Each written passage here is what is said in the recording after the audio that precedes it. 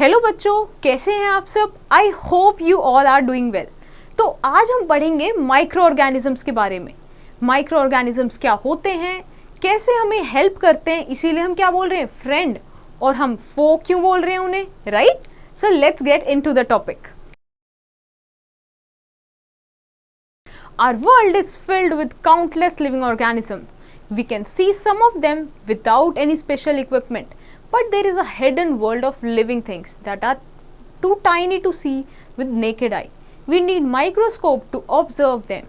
The study of these organisms is called microbiology.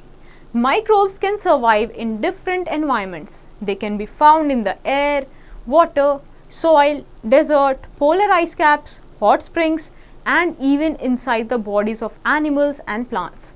Some of these microbes are helpful to us in different ways, while others can be harmful because they can cause diseases. Some microbes are free living, while others can live on the body of another organism as parasite. Let us study about microorganisms in detail. अब देखो, micro organism मतलब ऐसे organism जो बहुत ही छोटे होते हैं, right? हमें कहीं भी मिलते हैं, लाइक वाटर में, सॉइल में, डेजर्ट में। इसको हम, इनकी स्टडी को हम क्या बोलते हैं, माइक्रोबायोलॉजी, राइट? इनको हम नेकेड आई से नहीं देख सकते। अब ये हमारे लिए हेल्पफुल भी होते हैं और किसी तरीके से हमें हार्म भी कॉज कर सकते हैं, राइट? तो let's get into this topic. Let's first study about the classification of micro organisms. Microbes are found everywhere. They have different size, shape, color, habitat, food, habit. So, to make their study easier, these can be classified into 5 groups. Okay? So, basically क्या, microorganisms में different size में, shape में, color, habitat, उनकी food habit ऐसे different होती है, right? तो हमें उनको majorly क्या 5 group में उसको classify करते हैं, which is bacteria, algae, fungi, protozoa and viruses. So let's get to an information. There are large number of bacteria in human alimentary canal. Some of them produce vitamins. Vitamin K and vitamin D, B12 are two such vitamins produced by bacteria. Okay? So अभी जैसे हम लोगों ने microorganisms की बात की, bacteria is just one of them. और bacteria कैसे helpful है, वो हमारी alimentary canal में होता है और क्या produce करता है bacteria? Vitamin K and vitamin B12. Now, let's read about a famous scientist, A.V. Leeuwenhoek. He was a Dutch tradesman and a scientist from Delft, Netherlands. He is often called the father of microbiology. Born the son of basket maker, at the age 16, he secured an apprenticeship with a Scottish cloth merchant in Amsterdam. He is best known for his work on the improvement of the microscope and for his contribution towards the establishment of microbiology.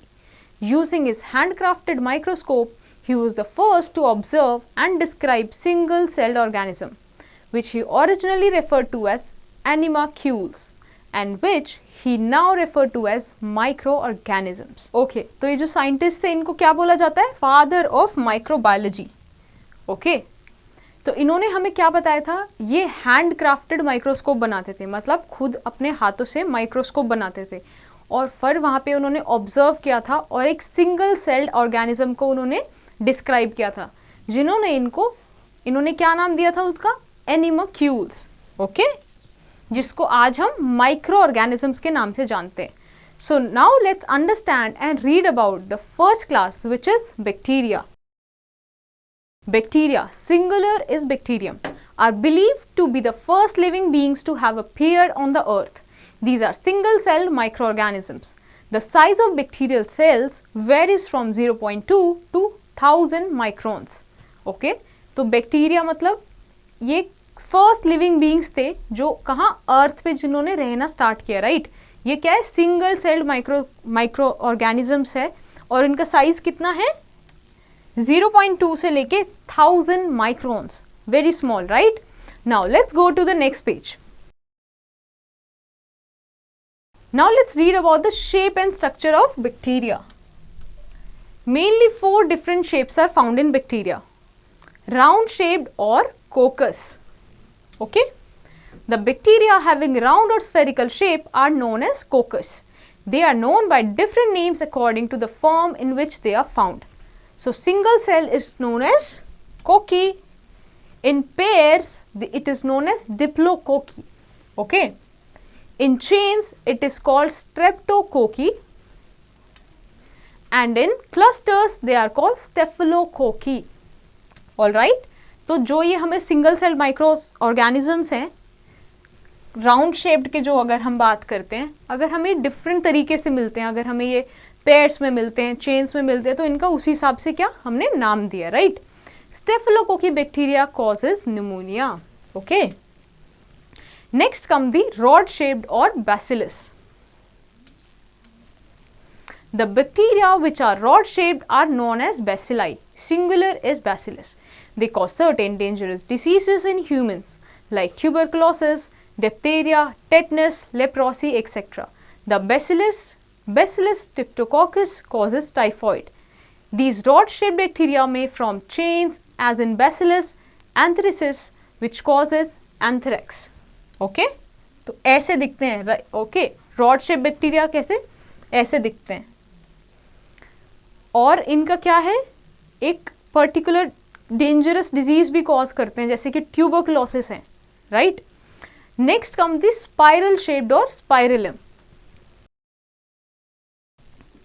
The spiral shaped bacteria are called spirilla. Most of the spirilla are harmless, but the spirillum treponema pallidum causes syphilis. Okay. तो mostly जो spiral shape में bacteria होते हैं like this, ये mostly क्या harmless bacteria होते हैं, but उसमें से एक क्या है, ट्रेपोनोमिया पैलेडियम. ठीक है, ये हार्मफुल है. ऑलराइट, ये एक डिजीज कॉज करता है विच इज सिफाइलिसिस.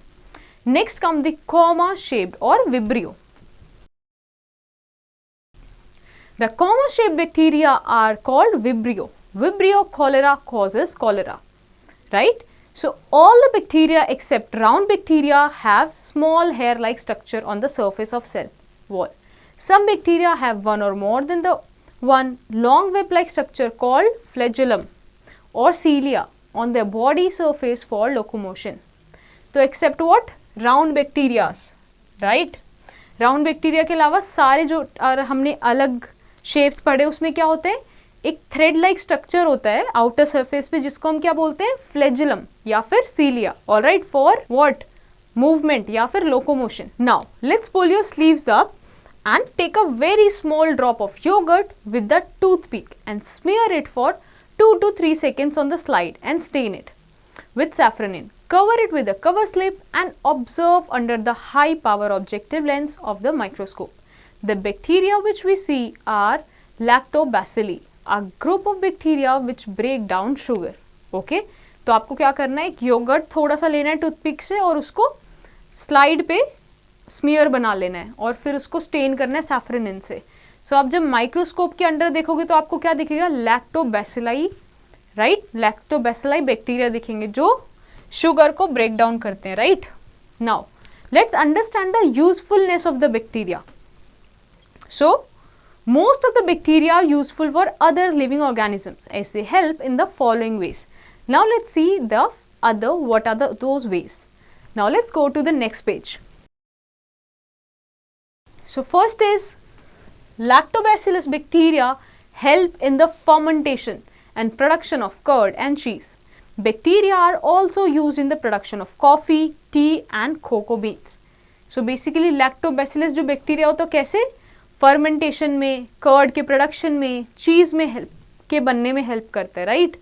या फिर कॉफ़ी के प्रोडक्शन में, टी एंड कोको बीन्स, इन सब की प्रोडक्शन में क्या ये बैक्टीरिया हेल्प करता है. Next come the rhizobium bacteria.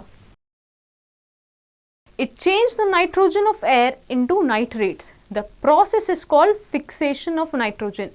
These bacteria live in the nodules of roots in leguminous plants like beans, peas and pulses.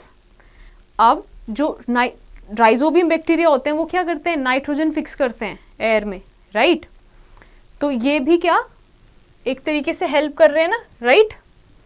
Bacteria are natural scavengers since they decompose the organic waste rapidly. They break down the dead bodies of animals and plants by feeding on them and produce humus which helps to maintain the fertility of soil. So bacteria क्या करते हैं, एक scavenger, एक natural scavenger है, right. जो भी organic waste है nature में उसको डीकम्पोज करते हैं कॉन्टिन्यूसली, राइट, उन पे फीड करते हैं और जो वो प्रोड्यूस करते हैं उससे क्या होता है, फर्टिलिटी बनी रहती है सॉइल की।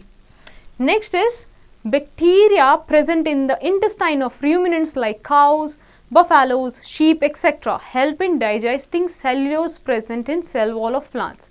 ओके तो जो ruminants होते हैं जैसे काउस हो गई, जो चबा चबा के खाना खाते हैं, राइट, जो चारा जिसको हम बोलते खाते हैं, जो ऐसे एनिमल्स होते हैं, ruminants होते हैं, उनके इंटेस्टाइन में बैक्टीरिया प्रेजेंट होता है जो सेल्यूलोज को डाइजेस्ट करने में हेल्प करता है, right. Other is some useful bacteria live in the large intestine of human beings and produce vitamin K, B5, biotin and B12. Okay तो हमारे इनफैक्ट ह्यूमन के इंटेस्टाइन में भी बहुत सारे बैक्टीरिया प्रेजेंट होते हैं जो क्या ये बनने में, जैसे बायोटीन, विटामिन B12 के प्रोडक्शन में हेल्प करते हैं। Next is different kind of bacteria are used for industrial benefits, right. Industrial benefit क्या क्या है, now let's see that.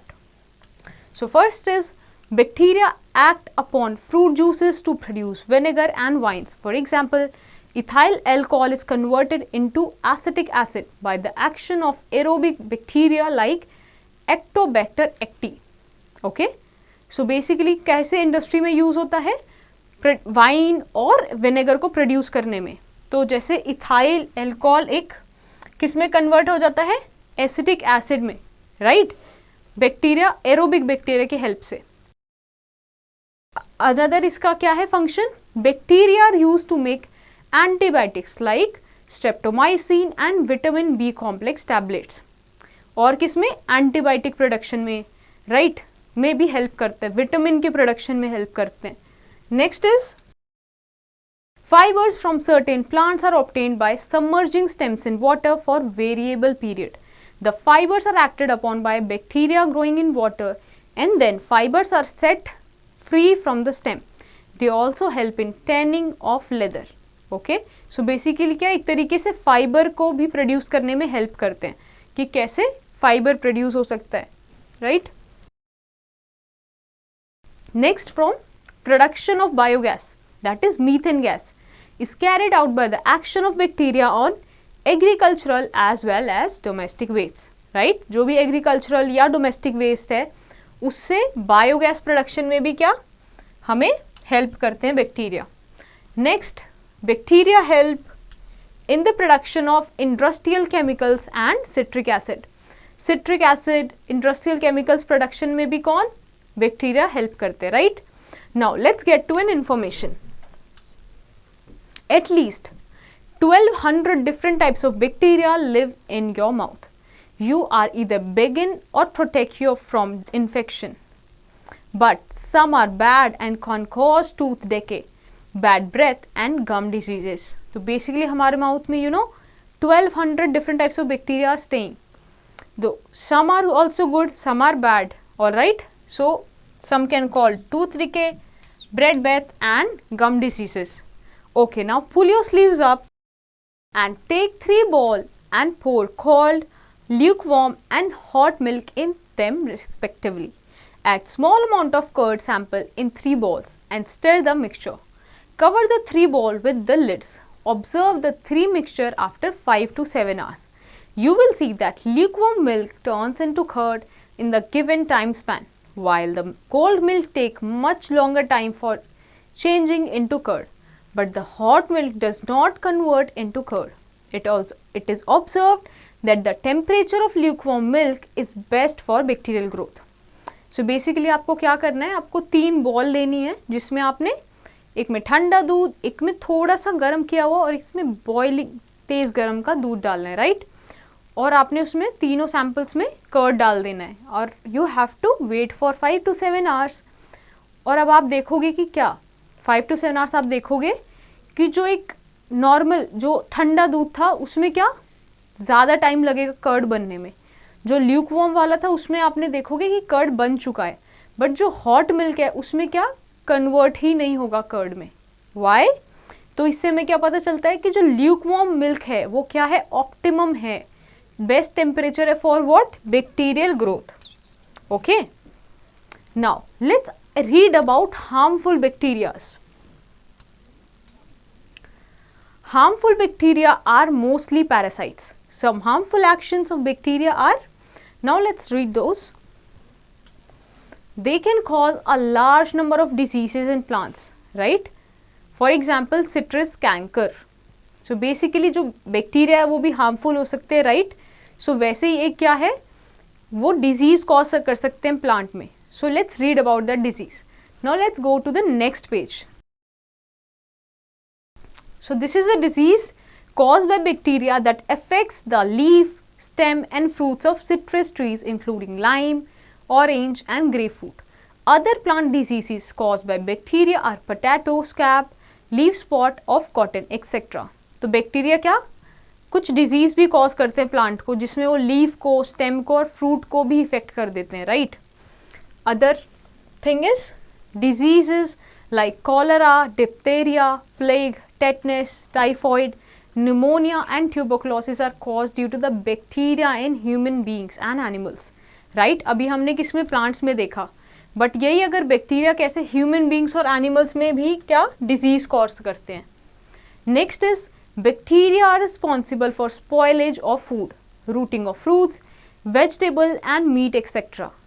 Improperly canned food may sometimes have anaerobic bacteria which release certain toxic substances causing a dangerous disease called botulism. Okay? So basically कुछ bacterias क्या spoil कर देते हैं food को, ठीक है? जैसे हम फ्रूट्स को रॉट कर देखते हैं होते हुए, मीट को, वेजिटेबल्स को. तो अगर कोई भी प्रॉपरली कैंड नहीं है फ्रूट, तो उसमें क्या होता है, एनारोबिक बैक्टीरिया ग्रो करते हैं, जिसकी वजह से वो डेंजरस डिजीज कर देते हैं. उसको क्या बोलते हैं, botulism. Okay, next point is bacteria like salmonella and staphylococci causes food poisoning. all right, तो हमें बैक्टीरिया से क्या फूड पॉइजनिंग भी हो जाती है. now let's go to an information that you must know. Microbial diseases that can spread from an infected person to a healthy person through air, water, food or physical contact are called communicable diseases. Example of such diseases include cholera, common cold, chickenpox and tuberculosis. When a person suffering from common cold sneezes, the fine droplets of moisture carrying thousands of disease causing microscopes spread in the air. They may enter the body of a healthy person while breathing and can make him suffer too. Okay? So जो micro organism है वो क्या हमें disease भी cause कर सकते हैं, right? तो ऐसी डिजीज जो एक इन्फेक्टेड पर्सन से हेल्दी पर्सन को हो जाती है through what, the air, water, food and all those things, इनको हम क्या बोलते हैं, कम्युनिकेबल डिजीजेस, राइट? ऐसी एग्जाम्पल क्या हैं, जैसे चिकन बॉक्स, ट्यूबरक्लोसिस, राइट? तो जैसे कई बार क्या होता है कि कॉमन कोल्ड भी इस तरीके से होता है, राइट? कि आप अगर एक पर्सन स्नीज कर रहा है तो उसके जो ड्रॉपलेट्स हैं, है ना, दूसरे पर्सन तक पहुंच जाते हैं, तो क्या भी डिजीज कॉज हो जाती है, राइट? तो हमने इससे क्या देखा कि जो माइक्रोस्कोप्स हैं, माइक्रोब्स हैं, वो कैसे एयर के थ्रू भी क्या स्प्रेड हो जाते हैं, right? Now let's understand about the second part, that is algae. Okay, second characterization. Algae are plant-like organisms found in puddles, streams, ponds and oceans. You must have seen a layer of green scum growing in stagnant water. It is actually algae growing on the surface of water. So basically algae क्या एक plant-like structure होते हैं, जैसे जो streams में, ponds में, oceans में, कहाँ पे, जैसे stagnant water में green type का जो भी growth होता है उसको हम क्या बोलते हैं, algae, right? Algae may be single-celled, multi-celled or colonial. They contain chlorophyll. Thus, they are autotrophs and make their own food. Sometimes, subtypes of algae may possess pigments other than chlorophyll. On the basis of pigments, they are classified into following 3 types. Okay, तो जो algae होती है हमें किस form में दिख सकती है, या तो मल्टी-सेल्ड होती है, सिंगल सेल्ड होती है, या फिर कॉलोनियल होती है, राइट? कॉलोनीज में प्रेजेंट होती है. तो जो एल्गीज होती है उसमें क्या क्लोरोफिल पिगमेंट प्रेजेंट होता है, जो उनको क्या ऐसा ग्रीन कलर प्रोवाइड करता है. बट कुछ ऐसी भी होती हैं जो क्या ग्रीन कलर नहीं होता, So this chlorophyll pigment make them what? Autotrophs, right? अपना खाना खुद बनाती हैं. But कुछ के पास दूसरे pigments भी होते हैं. So what are they? So first is green algae, right? They contain chlorophyll only. Then there are brown algae. They contain brown pigment only with chlorophyll. Okay. Then there is red algae. They contain red and blue pigments along with the chlorophyll. So these are the images of brown algae, red algae and green algae. Okay. Now let's get to an information. Kelps are the largest algae. They can be more than 200 feet. Red algae are important members of coral reefs. They are unusual among the algae because they can include in their cell calcium carbonate, which makes the plant hard and resistant to wear. Okay. So kelps क्या है? Kelps क्या है? Largest algae हैं, right? इनका length कितना मिलता है हमें? 200 feet. Okay. तो रेड एल्गी एक है, उसका इंपॉर्टेंस क्या है? वो कोरल रीफ में की एक मेंबर है, right?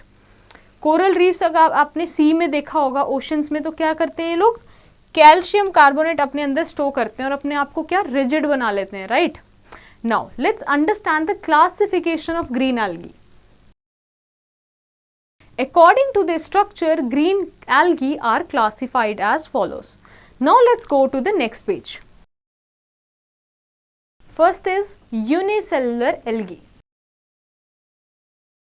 Algae like Chlamydomonas and Chlorella are unicellular algae. Chlamydomonas uses flagella for moving in water from place to another. Chlorella has cup-shaped chloroplast. It is commonly used to study the process of photosynthesis. अब हम algae जब देखते हैं, unicellular algae का क्या example है? क्लाइमोडोमोनास, right? तो इसमें क्या होता है? फ्लैजेला होते हैं इसकी बॉडी पे, सरफेस पे, जो क्या मूवमेंट में हेल्प करते हैं, राइट? वैसे ही जो क्लोरेला है, राइट, वो एक कप शेड, उसमें क्या क्लोरोप्लास्ट होता है जो हम फोटोसिंथेसिस के केस में पढ़ते हैं, right? Next come the multi cellular algae. Okay, spirogyra, ulothrix are multi cellular algae. They are commonly found floating on water surface. Spirogera filaments are made up of cylindrical cells placed in a line like ladder. They are unbranched. Okay. So आप देखोगे spirogyra और यूलिथ्रिक्स क्या है? Multi cellular algae होती हैं, right? और ये हमें जनरली फ्लोटिंग वाटर पे मिलेगी. स्पायरोगेरा में कैसे जो फिलामेंट्स होते हैं, एक सिलेंड्रिकल सेल्स होते हैं, जैसे कि आप इसमें देख सकते हो, राइट? और ये अनब्रांच्ड होते हैं, एक लैडर की तरह एक के बाद एक प्लेस्ड होते हैं. Now let's read about the shape and structure of what? Algae. The different algae differ in their shapes and sizes. Their size range from a micron to several meter in length. Unicellular form like Acetobularia may be 1 m approx, while multicellular form like seaweeds may be even a few meters long. On the other hand, a single cell algae may be a spherical shaped, rod shaped, club shaped और spindle shaped. Okay? तो जो size है algae का वो भी बहुत very करता है, राइट? माइक्रोन से लेके मीटर तक का वेरी करता है, डिपेंडिंग अपॉन देयर शेप कैसा है, राइट? और फिर उनके क्या है? सिंगल सेल एल्गी भी होती है, राइट? जैसे स्फेरिकल शेप्ड होती है, रॉड शेप्ड होती है, वहीं पे मल्टी सेलर भी हमने देखा, right? The multicellular algae like volvox में form colonies. Some algae possess flagella for moving in water from one place to another. So multicellular algae जैसे वॉल्वॉक्स में क्या होता है? कॉलोनीज फॉर्म्ड होती हैं, राइट? और उनके पास क्या फ्लैजेला होता है for the movement. Okay, so what are the uses of algae? Let's study that. Some algae like chlorella are used to prepare antibiotic chlorellin. Okay, तो किसमें प्रोडक्शन में? एंटीबायोटिक प्रोडक्शन में भी हेल्प करते हैं. Next is algae are rich in essential nutrients. Okay, so these are eaten as salads, soups. In fact, Japanese and Chinese use seaweeds as food. Okay, so since these are what? Rich in nutrients. Okay, तो ये लोग किस लिए? जैसे जो Chinese होते हैं, Japanese होते हैं, सीवीड्स को एज अ फूड भी कंज्यूम करते हैं. Various commercial products are obtained from algae, right? So kelps, which are also known as seaweeds, are the source of iodine and potassium, while red algae is used in the preparation of agar-agar, which is used in jellies and ice cream. And another kind of marine algae called diatoms float in water due to the presence of very little storage fats along with silica. This silica is used in making special kind of glass and porcelain. Okay? तो जो क्या है, algae जो है वो किस लिए काम आती है, एगर एगर के फॉर्मेशन भी, राइट, जो कहाँ यूज होता है, जेलीज में यूज होता है, आइसक्रीम में यूज होता है. और दूसरे टाइप की और क्या है, डायटम्स. डायटम्स कहाँ में दिखते हैं, फ्लोट होते हुए वाटर पे, राइट. ये किस में काम आते हैं, storage of fats. Alright, next use, blue green algae like nostoc and anabina are able to fix nitrogen in the form of nitrates and thus increase the fertility of soil. Okay, so ये algae कैसे, nostoc and anabina forms what, nitrates, और किस में help काम आते हैं, fertility of the soil. Okay, next use. In recent years, algae is used as source of oxygen in spaceships and also as food. Alright, तो spaceships में कैसे ये as a source, as a food source भी काम आते हैं. Now let's see the harmful effects of algae. Algae can be harmful also. They can harm us in following ways. So what are those ways? Quite often, algae grow profusely in water reservoirs meant for drinking purpose. As a result, drinking water gets bad taste, odor and color. Okay? तो जहाँ पे हमारा drinking water होता है वहाँ पे भी क्या ये ग्रो कर जाते हैं, और जिसकी वजह से जो ड्रिंकिंग वाटर है वो क्या अनफिट हो जाता है, उसमें टेस्ट, ऑर्डर और कलर चेंज हो जाता है, which makes the water unfit. Next, Cephaloauros is a parasite alga which attacks and causes disease on plants like tea and coffee. Right? तो एक पैरासाइट की तरह भी काम करता है जो क्या कुछ प्लांट्स को अटैक कर लेते हैं और उनको डिजीज कॉज कर देते हैं. Right, now let's get to a question. What is eutrophication? So you have to find the answer to this question. Now let's move to the next page.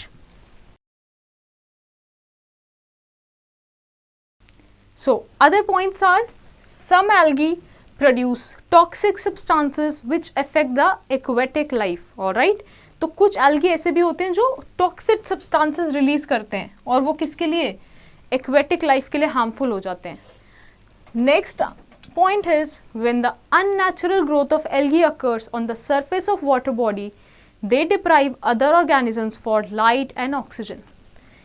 इसमें इस केस में क्या होता है, जब एल्गी का ग्रोथ हो जाता है, राइट, वाटर बॉडीज के ऊपर, तो क्या होता है, जो एक्वेटिक लाइफ है ना तक उन तक ऑक्सीजन जाती है ना लाइट जाती है. Now let's read about fungi. Fungi are singular called fungus are non-green plants as they lack chlorophyll and hence cannot make their own food. Fungi are like plants but have no roots, stems, leaves or flowers. Some fungi like yeast are unicellular whereas others like moulds and multicellular. Some common fungi are rust, mushrooms, puffballs, mildews. Alright, तो fungi क्या non-green plants होते हैं. ठीक है, अब since ये non green है तो हम इसको क्या बोलते हैं, दे don't have what, chlorophyll, right, so they can not make their own food. ठीक है, ये भी एक प्लांट के जैसे ही होते हैं but they don't have roots, stems, leaves या फिर फ्लावर जैसे प्लांट्स के पास होते हैं. राइट, तो एग्जाम्पल क्या है, जैसे कि यीस्ट. ऑलराइट, ये एग्जाम्पल किस में आते हैं, फंजाई में. Now let's see the classification of fungi. Fungi can be divided into two categories. First is parasite, the fungi that grow on living plants or animals from which they obtain ready-made food are called parasite fungi. Okay, for example, mildews that grows on plants like rose, gooseberries, wheat and barley. तो एक होता है parasitic fungi. अब ये fungi basically living plants पे grow करते हैं या फिर animals पे grow करते हैं और अपना कहाँ से फूड वहां से कंज्यूम करते हैं. राइट, ऐसे को हम क्या बोलते हैं, पैरासिटिक फंजाई. एग्जाम्पल्स क्या हैं, जैसे roses, gooseberries, mildews. Right, another is saprophytic fungi. Okay,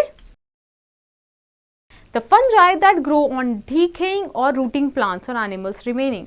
are called saprophytic fungi. For example, molds can be seen on anything that we eat like bread, old pickle, rooting fruits. Mushrooms are large saprophytic fungi which grows on the tree trunks, decaying food or any grassy grounds during the rainy season. Okay? तो आपने fungi देखा होगा क्या, जैसे mushroom हमें जैसे कहीं ना कहीं दिख ही जाते हैं, जैसे कि रेनी सीजन में आप डीके वुड के आसपास देखोगे, ग्राउंड्स के पास देखोगे, राइट. हम माउल्स भी देख लेते हैं कहाँ पे, जैसे ब्रेड्स पे, ओल्ड पिकल पे, राइट. तो ये सब किसका एग्जाम्पल है, सेप्रोफिटिक फंजाई का.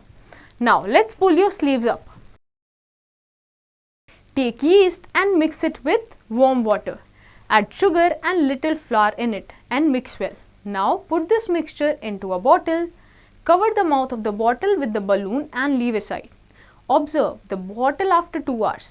You will observe that the balloon inflates. The yeast cell multiply and convert sugar into carbon dioxide, which makes the balloon inflate. So basically आपको क्या करना है, आपको yeast का एक मिक्सचर लेना है और उसको गर्म पानी से मिक्स कर देना है, राइट. फिर उसमें आपको शुगर डालना है और थोड़ा सा फ्लोर भी डालना है. इसको मिक्स करने के बाद आपको एक बॉटल में इसको डालना है और बॉटल को कवर किससे करना है, बलून से. कुछ घंटे के लिए आपको रख देना है और आप फिर देखोगे क्या कि वो इन्फ्लेट हो गया balloon, right. You will observe that the balloon inflates. The yeast cell multiply and convert sugar into carbon dioxide, which makes the balloon inflate. Okay? तो इससे आपको क्या समझ आया कि इन्फ्लेशन क्यों हुआ, वो क्योंकि शुगर कन्वर्ट हुआ किस में, कार्बन डाइऑक्साइड में, राइट. तो इसीलिए कार्बन डाइऑक्साइड गैस है और गैस से बलून इन्फ्लेट हो गया, right. Now let's read about the usefulness of fungi. Fungi are useful in following ways. First is mushrooms are readily used as food. On the other hand, yeast is used in making bread, cakes, idli and dosas etc. Also, yeast is rich in vitamin B. अब कैसे use करते हैं, as a food product, right. Mushrooms are also use as a food. Again they are use for making breads, cakes, idlis, all the fermented products, right. Another use, fungi are used in making medicines. Penicillin is an antibiotic made from fungus Penicillium. Okay, तो किसमें, antibiotic production में, medicinal use, right. Fungi decompose the dead tissue of plants and animals in the soil, which increase the soil fertility. This helps in recycling the nutrient in the biosphere. Fungi और क्या, decomposition में help करता है, right? Decomposition of dead tissue in plants. तो इससे क्या होता है, बायोस्फेयर में न्यूट्रिएंट्स रिसाइकिल हो जाते हैं, right. Next use, yeast is also used for commercial production of alcohol and wine by growing them on natural sugars present in grains like barley, wheat, rice and crushed fruit juice. तो कैसे, commercial production of what, alcohol और wine बनाने के लिए भी use आते हैं, right. Now let's go to the next page. Now let's understand about the harmful effect of fungi, right. Fungi harmful कहाँ पे है, molds grow on bread, pickle, citrus fruits, fruit juices, vegetables etc. spoil them, right.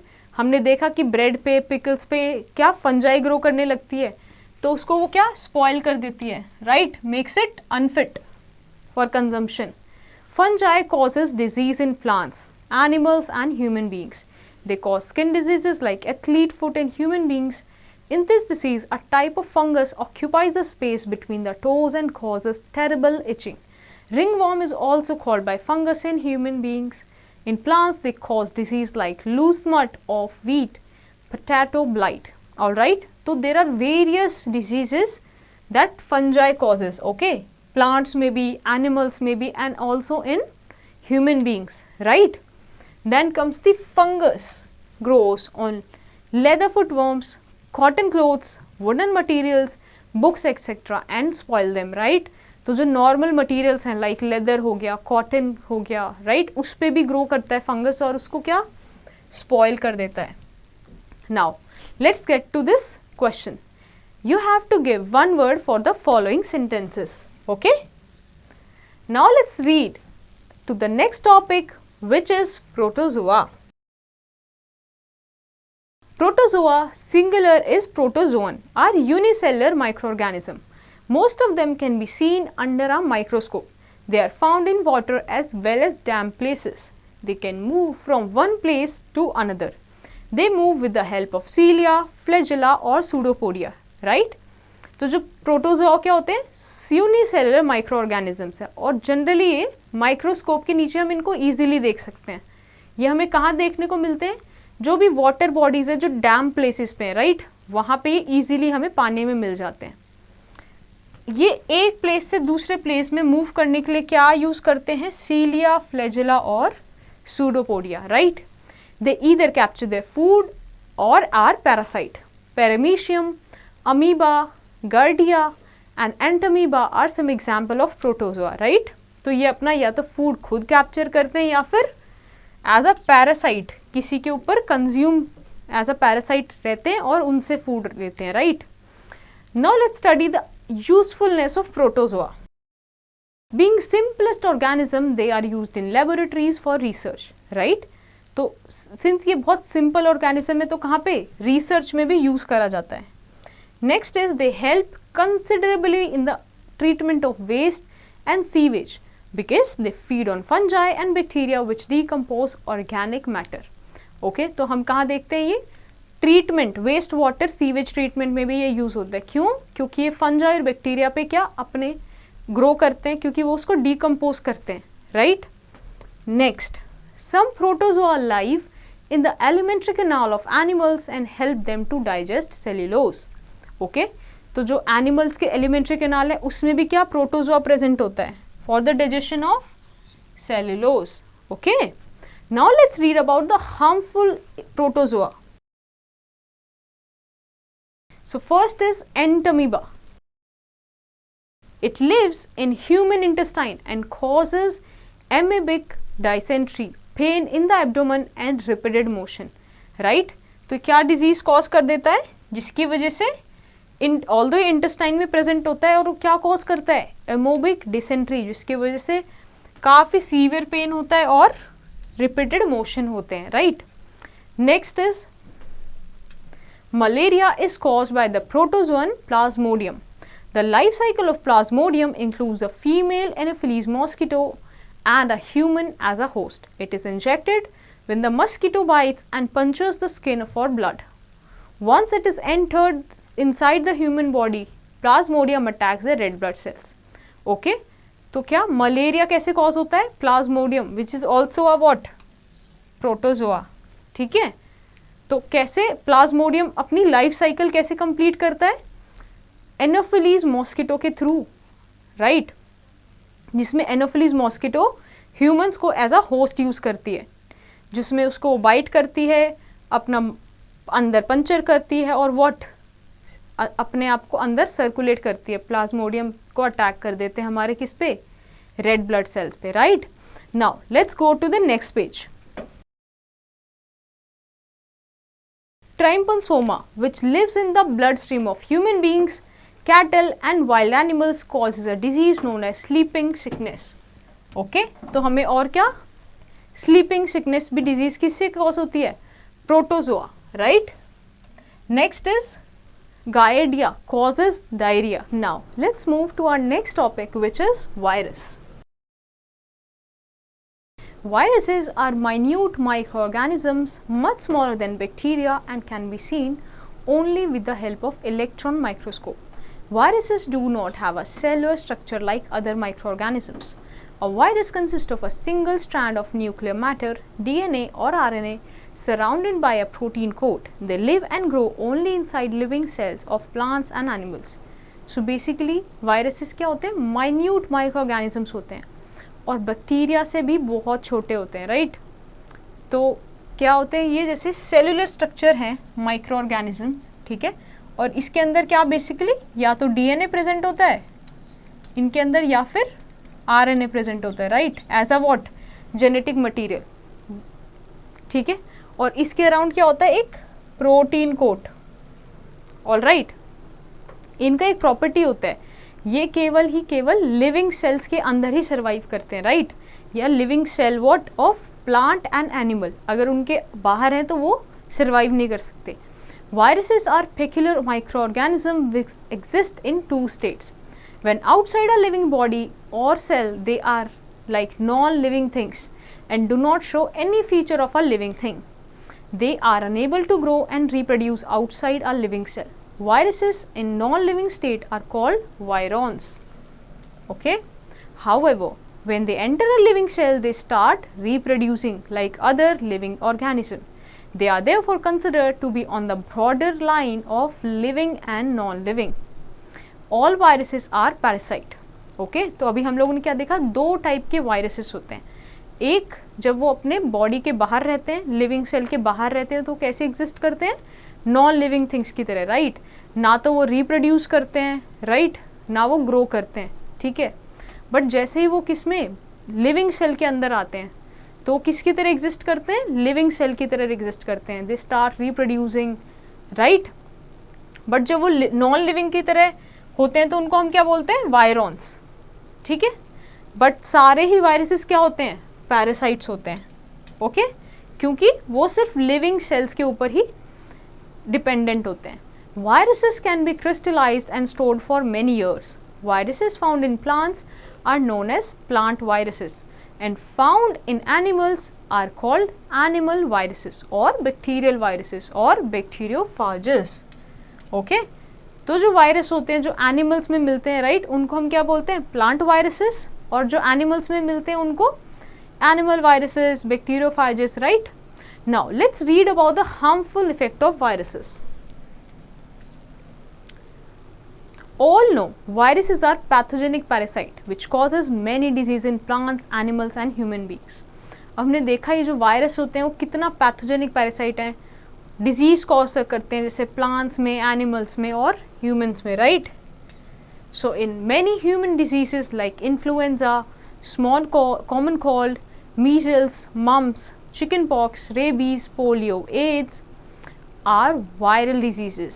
AIDS is caused by HIV, human immunodeficiency virus. ठीक है. तो बहुत सारी disease cause कौन करते हैं, viruses, right. Other is tobacco mosaic virus, TMV, grows inside the cell of a tobacco plant, causes molting and discoloration of the leaves. ठीक है. अब कैसे प्लांट में भी डिजीज कॉज करते हैं, तो हमने देखा कैसे मोल्टिंग हो जाती है और discoloration of leaves, right. In cattle, FMDV, foot and mouth disease virus causes foot and mouth disease, right. Again in animals they are what causing disease. Cabbage, cauliflower, mustard, cotton, bean, tomato are usually infected by virus. Okay. तो अपना ऐसे effect दिखाते हैं plants पे, animals पे, human beings पे, right. Now let's read about some common human diseases caused by microorganisms. Different types of microorganisms cause different disease in human beings. Some of the common disease affecting humans, their mode of transmission and few general method of prevention are given in the table. Alright, so the name of the disease, tuberculosis caused by bacteria transmitted through air, right. And how can we prevent it? By isolation of the infected person and vaccination at suitable age. Next is measles. It's a virus and transmitted through air. Chickenpox is again a virus and transmitted through air or direct contact. Polio is caused by virus and again transmitted by air and contact. All these four diseases can be prevented by isolation of the infected person and vaccination at suitable age. Now let's go to the next page.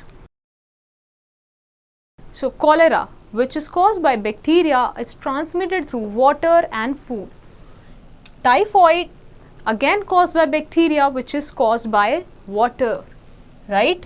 So these two diseases can be prevented by maintenance of personal hygiene, consumption of properly cooked food and boiled water, and from vaccination. Next comes the hepatitis B. It is caused by a virus and transmitted by water. So how we can prevent it? By consumption of boiled water and by vaccination. Another disease is malaria. It is caused by a protozoa through mosquito and we can prevent it by use of mosquito nets or repellents, spraying of insecticides, destruction of breeding grounds of mosquitoes, right? So now let's get to a question. Why should we cover our mouth while sneezing? Okay, so you have to answer this question. Now let's get to our next topic, which is some common plant diseases caused by microorganisms. Okay, microorganisms cause several diseases in plants too. Some of the diseases caused by microbes in plants are given below, right? What are these diseases? Citrus canker caused by bacteria through air.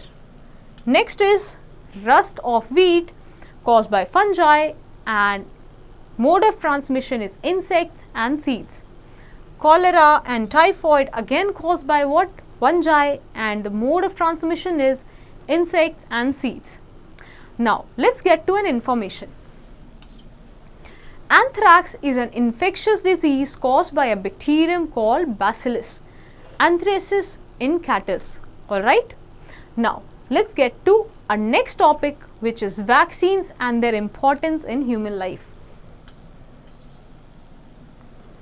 So far we have cast the light on how we all are surrounded with microbes.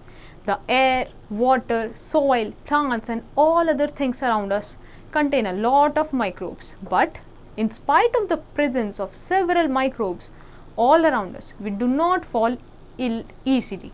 This is because the human body has inbuilt defense system that recognize and tackle the intruding bacteria. The moment the body is attacking by microbe, it starts producing antibiotics to fight the invading microbe, and in the process remembers the microscope it had killed. If the same microbe enters the body again, the antibodies that are already circulating in the blood immediately recognize the invader and kill it. Hence, by creating antibiotic against the disease causing microbes, the body is able to tackle any future attack by the same microbes and hence prevent an infection. This is how a vaccine work. Okay, so basically अब आप देखो हमारे surrounding में इतने सारे microbes present है, right, but फिर भी हम हमेशा इतनी जल्दी इल नहीं पड़ते, राइट. ऐसा क्यों होता है? क्योंकि जैसे ही कोई भी माइक्रो ऑर्गेनिज्म हमें क्या कुछ डिजीज कॉज करता है, राइट, जैसे हमारी बॉडी में एंटर करता है, हमारी बॉडी के अंदर प्रेजेंट क्या है? एंटीबायोटिक्स, जो पूरे हमारे ब्लड में कॉन्टिन्यूसली सर्कुलेट कर रही है, राइट. तो जैसे ही उसके कॉन्टैक्ट में आती है वो क्या उसके अगेंस्ट एंटीबायोटिक बना लेती है, राइट. एंटीबायोटिक बनाने से उसको वो टैकल कर लेती है और फ्यूचर में अगर वो सेम माइक्रो ऑर्गेनिज्म वापस आता है तो उसको क्या वापस से वो एंटीबायोटिक ऑलरेडी प्रेजेंट है ब्लड में तो उसको किल कर सकती है, राइट. यही सेम कॉन्सेप्ट से क्या वैक्सीन भी वर्क करती है. Vaccine is prepared from dead or weakened microbes. When such microbes are introduced in a healthy body by way of vaccination, the body produces antibodies against the microscope. These antibodies remain in the body and protect the person from getting infected by the same disease causing microbes later. So basically vaccine भी ऐसी work करती है. Vaccine में क्या होता है? Dead या फिर वीकेंड माइक्रोब जो होता है उसको हमारी बॉडी में कैसे इंट्रोड्यूस किया जाता है, राइट, हेल्दी बॉडी में. इसको क्या बोलते हैं? Vaccination, right.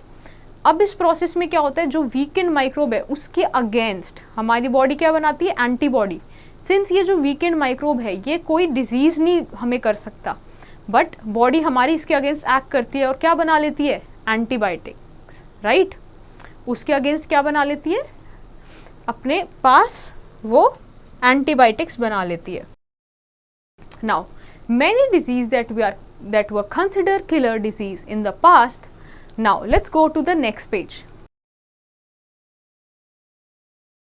Including cholera, TB, smallpox and hepatitis can now be prevented by vaccination.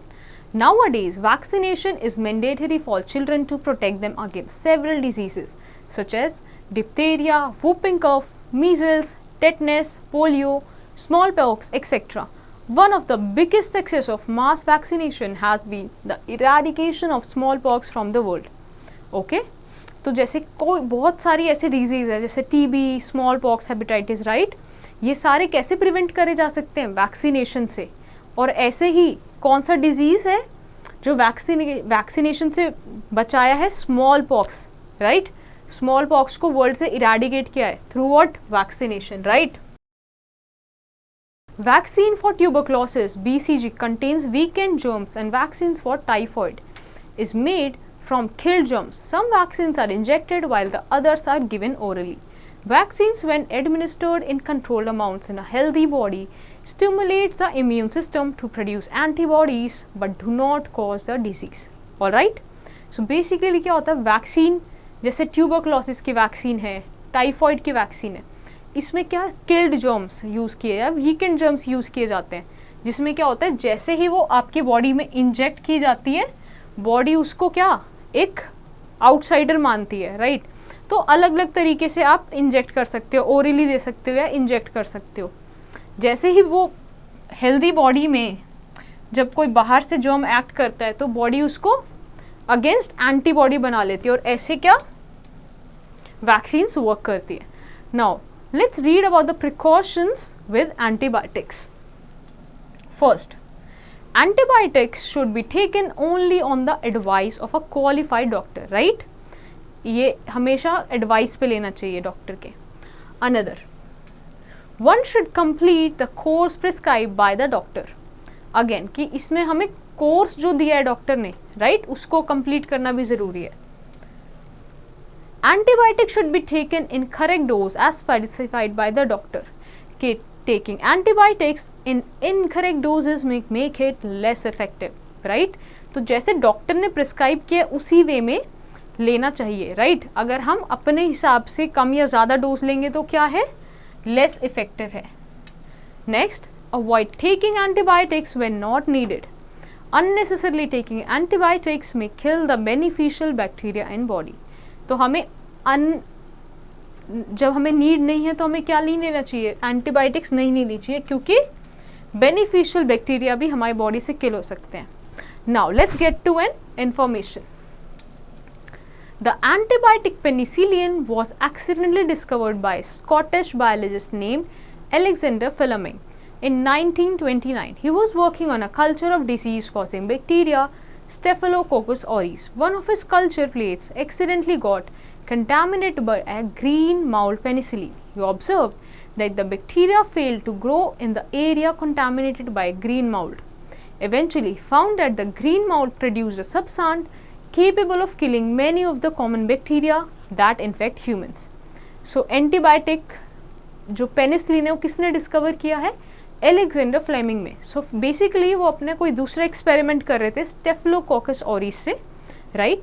तो हुआ क्या कि स्टेफिलोकोकस जो ऑरिस का बैक्टीरिया है वो किससे कंटामिनेट हो गया, ग्रीन माउंट पेनिसिलिन से, राइट। तो उन्होंने क्या देखा कि जो ग्रीन माउल्ड है इसके बाहर क्या है कि जो बैक्टीरिया ग्रो नहीं हो पाया, राइट। तो उससे उनको समझ आया कि जो ग्रीन माउंट पेनिसिलिन है ये कुछ ऐसा सब्सटेंस प्रोड्यूस कर रही है जो बैक्टीरिया को ग्रो नहीं करने दे रहा, right. Now, let's go to our next topic, which is food poisoning. Sometimes microbes grow on food items that has been kept in open or not cooked properly. When such food items are consumed by us, the result can be food poisoning. Microbes that grow on food sometimes produce substances that are toxic to human beings. When such food is eaten, the toxic substances may cause vomiting or diarrhea, which are typical symptoms of food poisoning. Food poisoning can cause serious illness and even death. Okay? तो कई बार क्या होता है जब हम अपना खाना open में रख देते हैं या फिर अनकुक्ड फूड होता है तो उस पर क्या हो जाता है, फूड पॉइजनिंग हो जाती है। अब फूड पॉइजनिंग क्या है, जब उस पर माइक्रो ऑर्गेनिजम्स का ग्रोथ हो जाता है, राइट। तो वो एक टॉक्सिक सब्सटेंस प्रोड्यूस कर देता है which is unfit for consumption, right. और ऐसी जब चीज़ें खा ली जाती हैं, राइट, या हम लोग कंज्यूम कर लेते हैं तो क्या हो जाता है, वॉमिटिंग, डायरिया कॉज हो जाता है, राइट। और ये किसके सिम्टम्स हैं, फूड पॉइजनिंग के, राइट। तो हमें काफ़ी सीरियस इलनेस भी कॉज कर सकता है और it can even lead to death. Protection from food poisoning. So how can we protect? The best way to avoid food poisoning is to eat only freshly cooked food and to avoid food that has turned stale or has a foul smell. If a cooked food item has to be kept for a long time, it is best to keep in a refrigerator. Alternatively, it should be kept after heating at a temperature of 141 Fahrenheit to 164 Fahrenheit. At this temperature bacteria are not killed but they are not able to multiply. Okay? तो हम लोग कैसे protect करके रख सकते हैं food को food poisoning से? सो बेसिकली या तो रिकमेंड किया जाता है कि आप जो फूड कंज्यूम कर रहे हो तो फ्रेशली कुकड ही हो, राइट? बट अगर स्टेल फूड है या फिर सड़ गया है, बासा हो गया है, तो उसको कंज्यूम नहीं करना चाहिए. बट फिर भी अगर आपको कुछ समय के लिए रखना है फूड तो कैसे? आप रेफ्रिजरेटर में एक पर्टिकुलर टेम्परेचर पे रख सकते हो या फिर उसको हीट कर सकते हो, राइट? हीट करने से क्या होता है, उस टेम्परेचर पे बैक्टीरिया ग्रो नहीं कर पाते. Okay, so this is how you can protect your food. Now let's get to our next topic, which is preservation of food. We know that foodstuffs are spoiled due to the growth of microbes. To prevent food from spoiling, the growth of microbes it must be prevented. Hence, the process of preservation of food from spoilage and retaining their nutritive value for a long time is called food preservation. So, जैसे कि हमें पता है कि जो spoil होता है food क्यों होता है? क्योंकि उसमें ग्रोथ होने लगती है माइक्रोब्स की, राइट? तो अगर हमें कोई भी फूड को प्रिवेंट करना है स्पॉइलेज से तो हमें क्या उसका माइक्रोब का जो ग्रोथ है वो स्टॉप करना पड़ेगा, राइट? और इसी चीज़ को हम क्या बोलते हैं? Food preservation. ओके, ताकि उसकी न्यूट्रिटिव वैल्यू फूड की रिमेन रहे. Now let's get to the next page. So a number of ways are followed to preserve food. So some of them are by refrigeration. Microbes grows best at a temperature of about 21 degrees Celsius. That is why food kept in refrigerator does not get spoiled. The temperature in the refrigerator is around 5 degrees Celsius. Such preservation of food is called refrigeration. Okay? तो microbes जो होते हैं उनके लिए best temperature क्या है grow करने के लिए? 21 डिग्री सेल्सियस. बट अगर हम रेफ्रिजरेटर में रखेंगे the temperature is 5 degree Celsius, तो वहाँ पे क्या होता है? प्रिजर्वेशन होता है फूड का, right? Next is by boiling. Milk gets boiled easily but boiling milk before storing kills the microbes present in it and prevent it from spoiling. However, if boiled milk is not kept in refrigerator or not boiled again after an interval, the microbes grows again and spoil the milk. Okay? तो जो milk होता है, right, उसमें already क्या microbes होते हैं, but अगर उनको हम क्या नहीं करेंगे, अगर हम उनको बॉयल नहीं करेंगे तो उससे क्या होगा?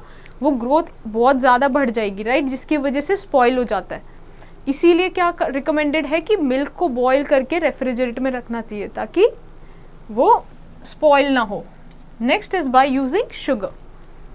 Concentrated sugar syrup is a good preservation. Sugar reduces the moisture content in food items which inhibits the growth of bacteria responsible for spoilage. Cut fruits, jams, jellies and squashes are preserved using sugar syrup. Alright? तो क्या है? Sugar एक बहुत अच्छा preservative माना जाता है. क्यों? क्योंकि जो शुगर होता है वो मॉइस्चर कंटेंट फूड का बिल्कुल ही कम कर देता है, right?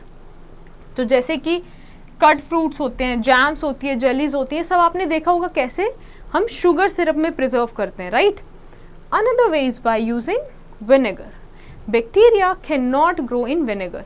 Vinegar are widely used as preservative for pickles, cut vegetables, fish and meat. तो बैक्टीरिया क्या विनेगर के कंडीशन में ग्रो नहीं कर पाते, इसीलिए जो पिकल्स होते हैं, वेजिटेबल्स, इवन फिश और मीट भी हम किस में? विनेगर में कैसे प्रिजर्व करते हैं. Next is by sun drying. Some raw vegetables and fruits are preserved by this method. Drying in sun reduces moisture content of food material. Since microbes do not grow without moisture, so storing dry vegetables like cauliflower, fenugreek, mint and fruits like mango, apple and peach in airtight containers become easy. Okay? तो हम क्या करते हैं? Sun dry भी करते हैं fruits को. उससे क्या होता है कि सन की वजह से मॉइस्चर जो होता है उसमें बिल्कुल कम हो जाता है. इसकी वजह से माइक्रोब्स ग्रो नहीं करते और फूड प्रिजर्व हो जाता है. Next way is pasteurization. Okay, now let's understand this topic. If milk is heated to about 70 degrees Celsius, 15 to 30 seconds, all the harmful microbes in it will be killed. The growth of microbes can be prevented if The heated milk is instantly cooled to 4 degrees Celsius and stored in a steel container. The process of preserving milk by rapidly heating and cooling is called pasteurization. Okay? So basically pasteurization क्या होता है? This process is discovered by the French scientist Louis Pasteur.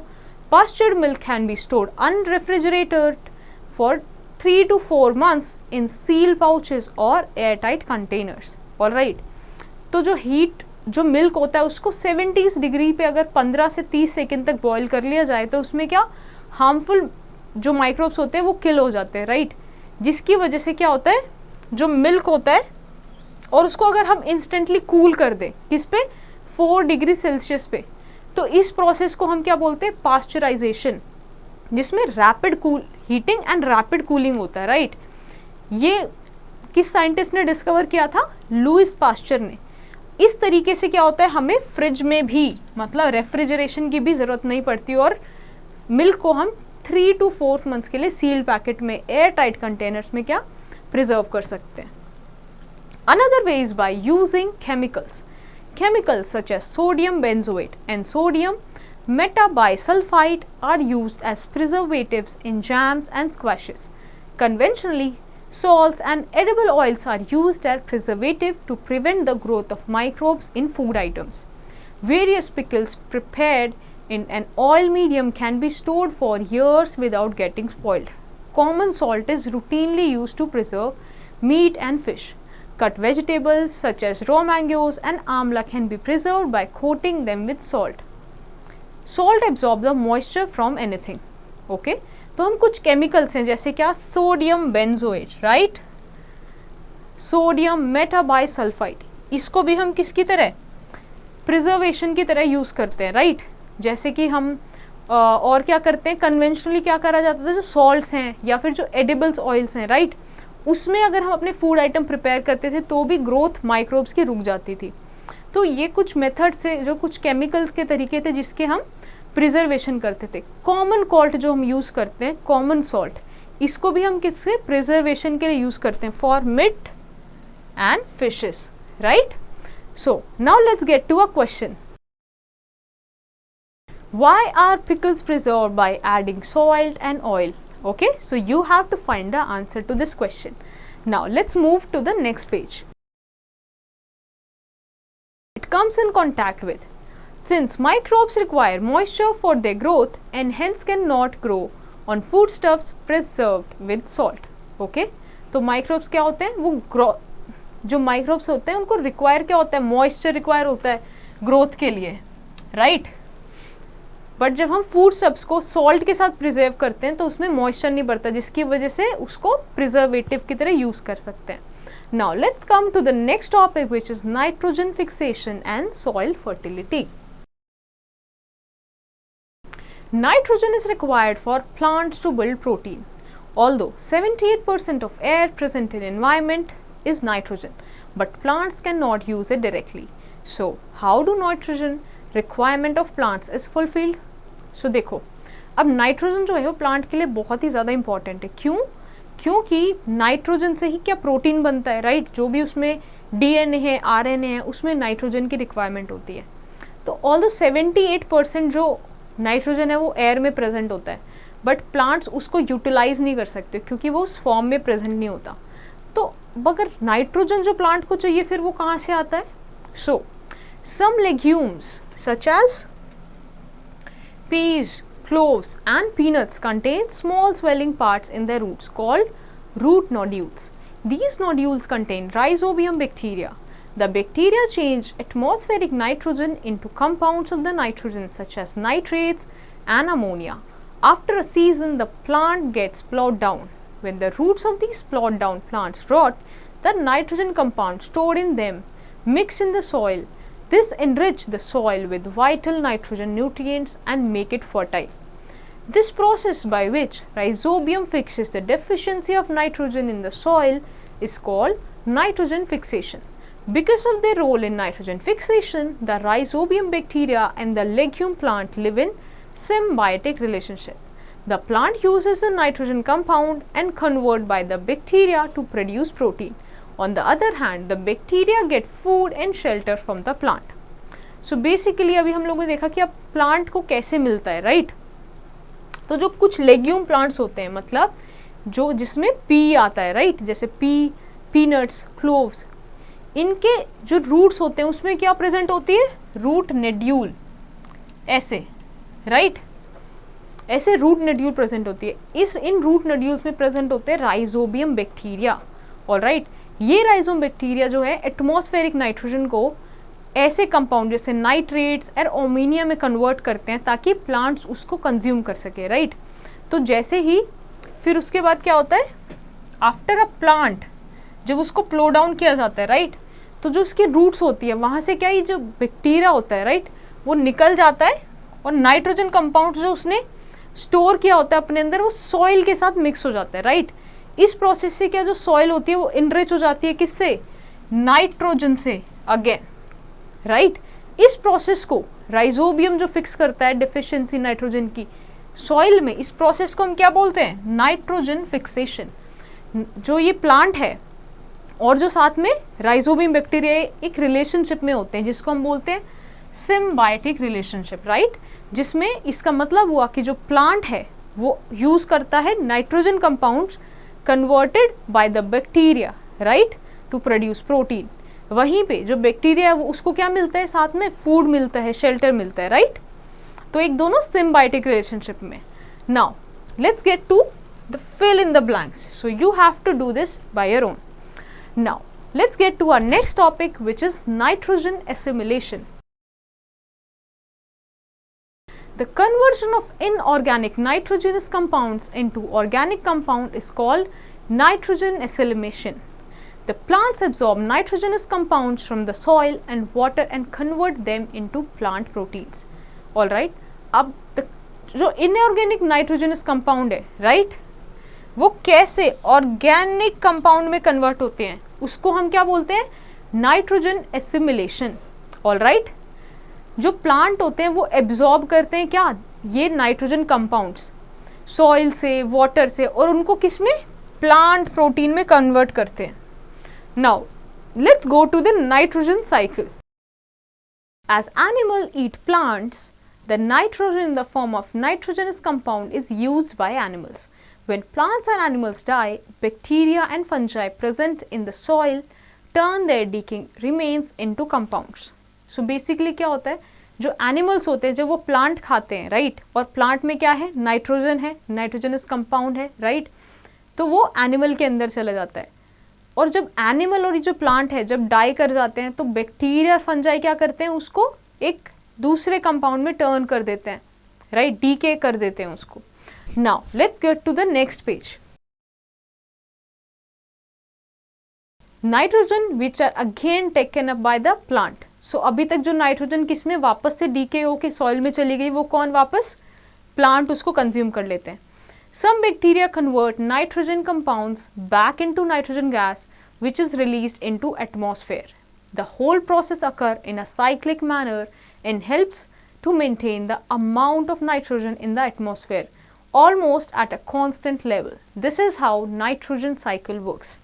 So basically अब कुछ bacteria ऐसे होते हैं जो nitrogen compound को किस फॉर्म में रिलीज करते हैं?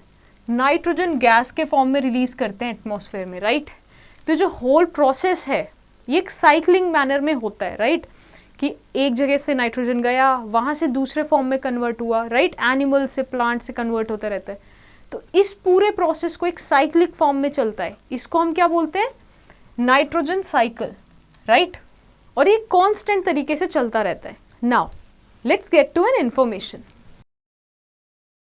Nitrogen cycle is called a perfect cycle because the amount of nitrogen which is getting converted into different forms and the amount which is released back into the atmosphere remains constant all the time. Okay, so basically nitrogen cycle को क्या बोलते हैं? perfect cycle, क्योंकि जितना भी जो nitrogen है convert कर रहे हैं डिफरेंट फॉर्म्स में, वो एक्चुअल में क्या रिलीज हो जाता है वापस से एटमॉस्फेयर में। इसीलिए जो नाइट्रोजन का परसेंटेज है वो क्या एक कांस्टेंट ही रहता है हमेशा। Now let's get to the word finders. Bacteria, a large group of unicellular microorganisms which have a cell wall and a cell membrane but no nucleus. Lactobacillus, the bacteria which helps in the formation of curd. Rhizobium, the bacteria which helps in the fixation of atmospheric nitrogen into the soil. Communicable diseases, a disease that can be communicated from one person to another. Protozoa, the organisms which are mostly pathogens and causes disease in the humans. Virus, a microorganism which act as a link between living and non-living organism. Vaccine, a substance prepared from pathogenic microbes used to provide immunity against one or several diseases. Antibiotics, the medicine which are obtained from microorganisms and which either kill or prevent the growth of microorganisms. Antibodies, the protein molecules produced in the blood by immune system to fight against microbes. Pasteurization, a method of preserving milk by rapidly heating and cooling. Now, let's take a look on these points. Microorganisms are found in almost all types of environmental conditions. They are found in water, air, soil as well as on inside of the body of plants and animals. Microorganisms have diverse size, color, habitat and food habit. Microbes are classified into 5 major groups: algae, bacteria, fungi, protozoa and viruses. Bacteria are of 4 shapes: rod-shaped, round-shaped, vibrio-shaped and spiral-shaped. Algae are simple plant-like organisms. They have chlorophyll, so they can photosynthesize. Blue-green algae like nostoc and anabaena are able to fix nitrogen in the form of nitrates and thus increase the fertility of soil. The action of yeast on carbohydrates to produce alcohol is called fermentation.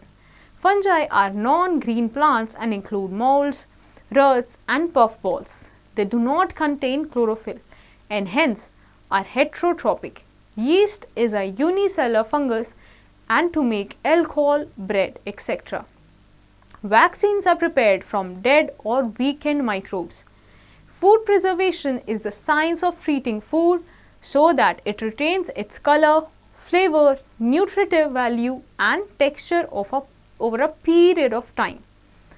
Now, let's get to the next page. The conversion of nitrogenous compound into organic compound is called nitrogen assimilation. The conversion of atmospheric nitrogen into nitrates and nitrites which can be taken up in the form of required molecule is called nitrogen fixation. Nitrogen cycle helps to maintain the amount of nitrogen in the atmosphere. I hope ये chapter आपको समझ आया होगा. So based on your understanding, you have to do the following exercise in your homework.